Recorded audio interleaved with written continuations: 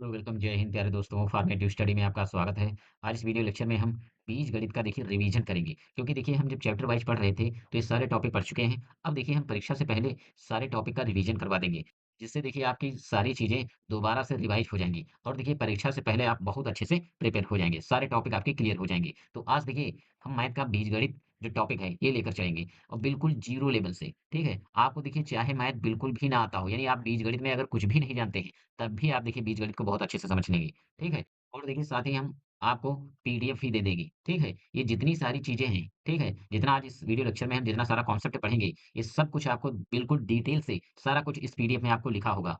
वो आपको Telegram channel पर मिल जाएगा। तो देखिए सबसे पहले आपको पूरा कॉन्सेप्ट समझ लेना है, इसके बाद जब देखिए आप पीडीएफ पढ़ेंगे, तो उसमें आपको सारी जानकारी मिल जाएगी, ठीक है? और वो पीडीएफ की मदद से आप कभी भी उसको रिवाइज़ अगर करना चाहते हैं, तब भी आप कर सकते हैं।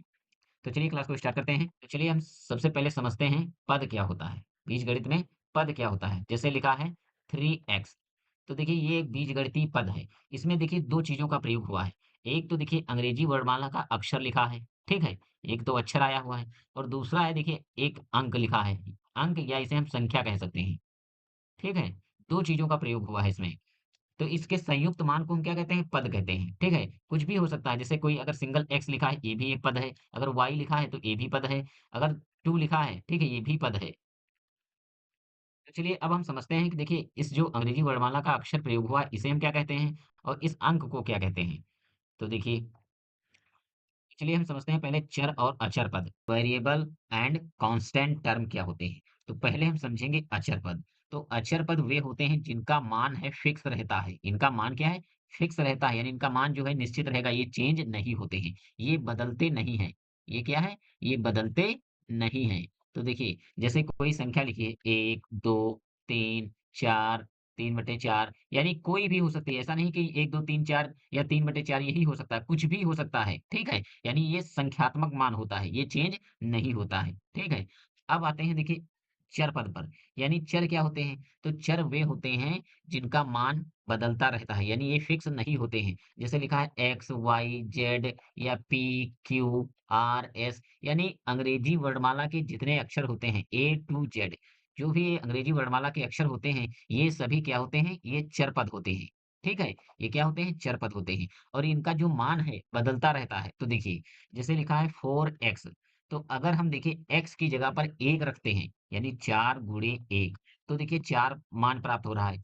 अगर हम x की जगह पर 2 रखते हैं, यानी x की जगह पर अगर हम 2 रख रहे हैं, तो देखिए ये 8 प्राप्त हो रहा है। उसी प्रकार अगर हम x की जगह पर क्या रख रहे हैं? 3 रख रहे हैं, तो देखिए 4 तियाँ 12 प्राप्त हो रहा है। देखिए हम कह सकते हैं कि जो चर होते हैं वो बदलते रहते हैं, ठीक है? जैसे हमने 1 लिया तो 4 आया, x की जगह पर हमने 2 रखा तो 8 आया, और x की जगह पर हमने जब 3 रखा तो 12 आया। ये देखिए हर बार बदल रहे हैं। इसीलिए हम कहते हैं जो चर हैं वो फिक्स नहीं होते हैं, इनका मान चेंज होता रहता है। लेकिन जो अचर पद होते हैं, यानी ये जो 4 है ये अचर पद है, ये देखिए इनका मान निश्चित होता है, यानी ये फिक्स होते हैं, ये चेंज नहीं होते। देखिए यहाँ पर भी 4 है, यहाँ पर भी 4 है, और यहाँ पर भी 4 है। यानी ये इसे हम क्या कह सकते हैं कि ये फिक्स होते हैं। चलिए अब हम आगे समझते हैं।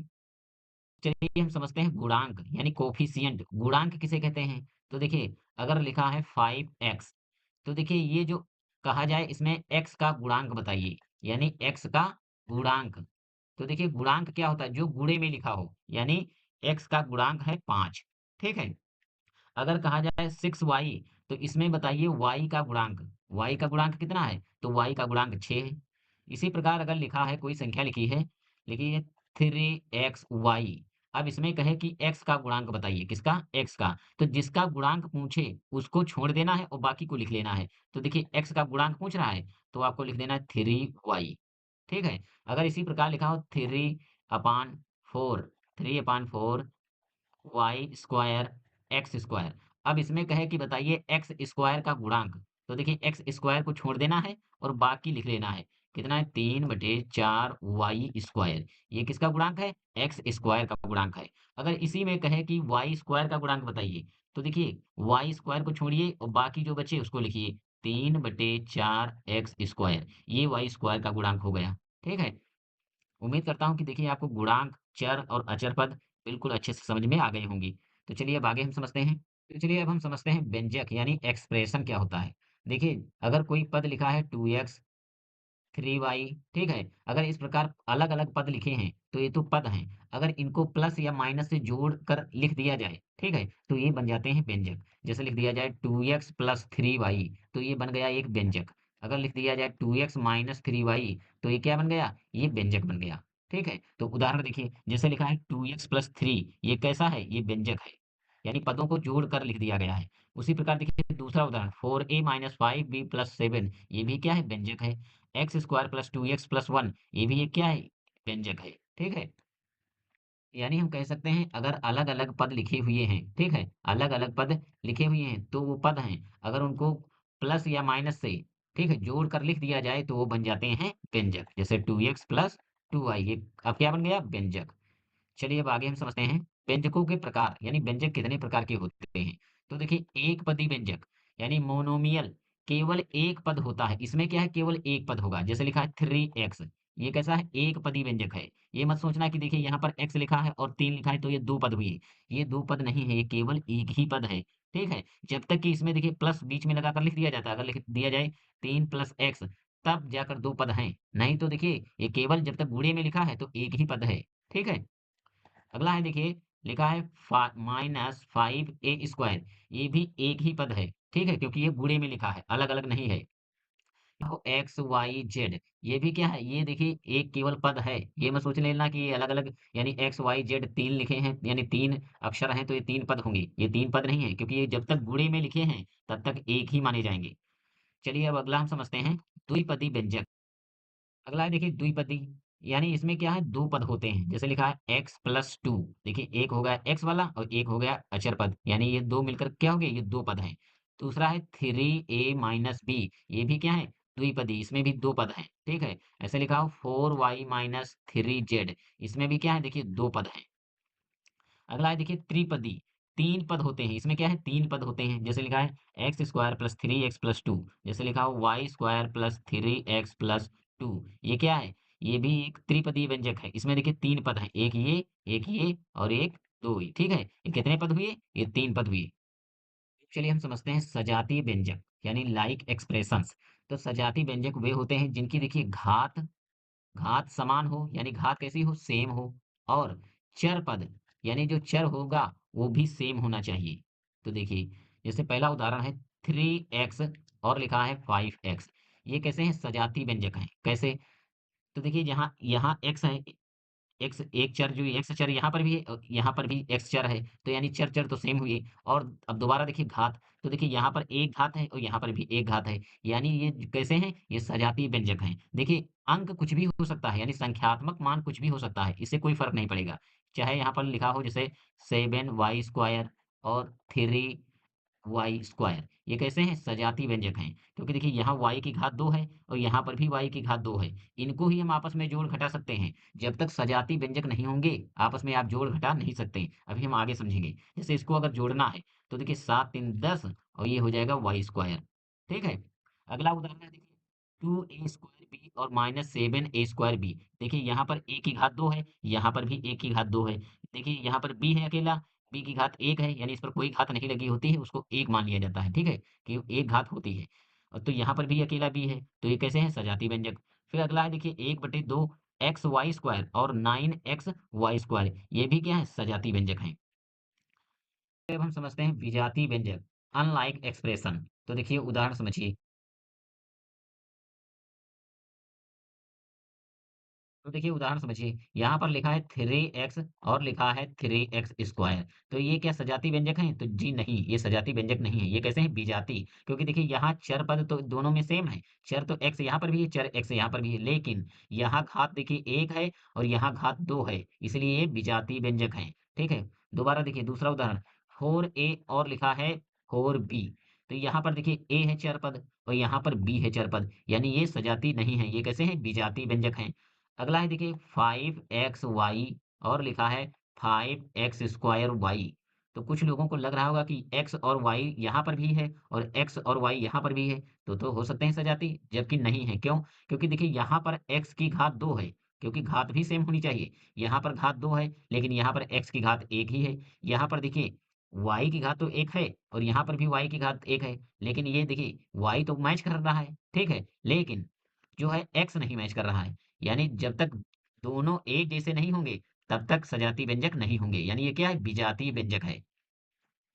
चलिए अब हम समझते हैं सजाती और विजातीय व्यंजकों का जोड़ व घटाव। क्योंकि देखिए जो सजाती व्यंजक होंगे तभी आप जोड़ घटा सकते हैं, अदरवाइज आप जोड़ नहीं सकते। जैसे लिखा है देखिए 8a minus 2b plus 2a plus 2b। तो देखिए सजाती पद आपस में जुड़ेंगे। तो देखिए यहाँ 8a यानी 8a और प्लस 2a ये आपस में जुड़ जाएंगे क्योंकि ये सजाती हैं। 8 2 10a। फिर देखिए माइनस 2b और प्लस का 2b ये आपस में जुड़ जाएंगे। तो देखिए एक है माइनस का और एक है प्लस का, तो ये दोनों कट जाएंगे यानी जीरो हो जाएगा। तो उत्तर आएगा देखिए 10a यानी 10a। ये हो जाएगा आंसर। अगला सवाल देखिए। अगला प्रश्न है, कह रहा है कि 7a minus 4b 5a plus 2b तथा माइनस 2a माइनस 3b, इसको देखिए आपस में जोड़ना है। तो देखिए 7a minus 4b plus 5a plus 2b, ठीक है। अब इसको देखिए जोड़ना है और दूसरा पद है तीसरा माइनस 2a माइनस 3b। तो इसको देखिए कैसे लिखेंगे। अब यहाँ पर है माइनस और यहाँ पर है प्लस। तो देखिए ये माइनस यानी प्लस और माइनस मिलकर हो जाएगा माइनस। तो देखिए 7a माइनस 4b, पहले इसको वैसे ही लिख लीजिए, प्लस 2b, फिर माइनस 2a माइनस 3b। अब देखिए जो सजाते हैं उनको आपस में जोड़िए। तो यहाँ पर देखिए 7a, ए वाले कितने हैं? एक यहाँ पर ए वाला है, एक यहाँ पर, यानी 3 जगह ए वाला है। तो देखिए प्लस वालों को जोड़िए, 7 और 5 ये जुड़ जाएगा तो 7 5 12, 12 और माइनस 2, माइनस हो जाएगा 12 ए में से 2 ए निकल जाएंगे। फिर देखिए अब बी वाले देखिए, तो यहाँ पर देखिए एक है बी यहाँ पर, ठीक है, और एक यहाँ पर है बी और एक देखिए ये यहाँ पर भी है। तो देखिए माइनस 3b और यहाँ पर है माइनस 4b। तो देखिए 4 और 3 7b, माइनस के 7b हो जाएंगे। और देखिए यहाँ पर है प्लस 2b। अब देखिए इसको जोड़िए घटाइए, 12a में से 2a निकल जाएंगे तो ये बचेगा 10a, ठीक है, 10a माइनस 7 में से देखिए 2b निकल जाएंगे तो ये 5b बचेगा।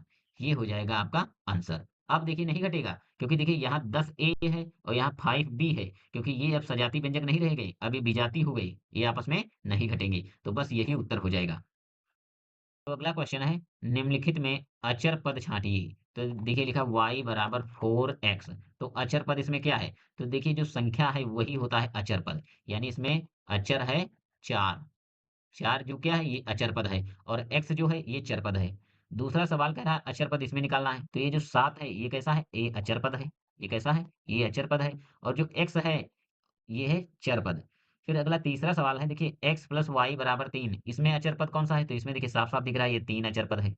चौथा सवाल है देखिए x बटे 3 प्लस वाई बटे 4 बराबर 1, इसमें अचर पद छांटना है। तो देखिए यहाँ पर 1 बटे 3 और 1 बटे 4 और 1 ये हैं अचर पद। ये कैसे हैं? ये अचर पद हैं। बाकी सब क्या है? चर पद। ठीक है, क्योंकि देखिए यहाँ से भी ऑब्जेक्टिव टाइप क्वेश्चन बन जाते हैं कभी कभी।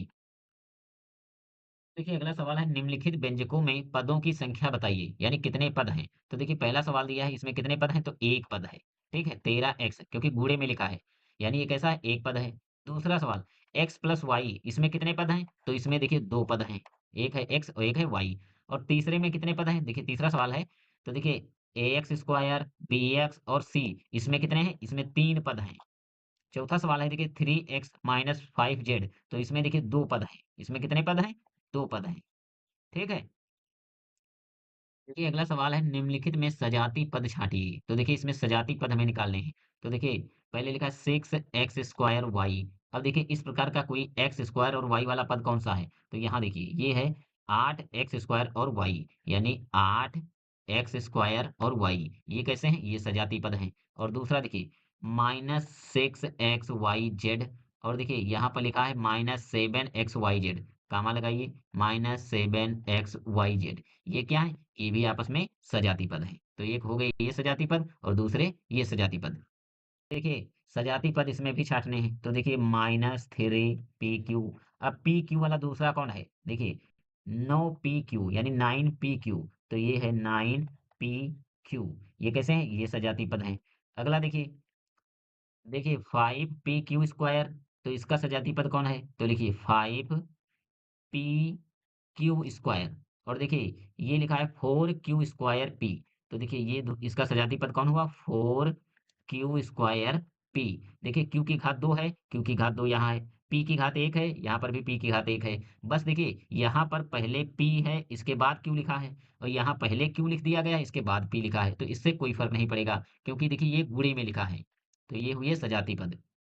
तो देखिए अगर हम इनको जोड़ना हो, तो देखिए जो सजातीय पद हैं वो आपस में जुड़ घट सकते हैं। जैसे इसको अगर जोड़ना है तो ये जुड़ जाएगा। तो देखिए 3 और 9 ये आपस में जुड़ जाएगा, और इसी प्रकार देखिए 5pq² और 4q² ये आपस में जुड़ जाएंगे, क्योंकि ये सजातीय पद हैं।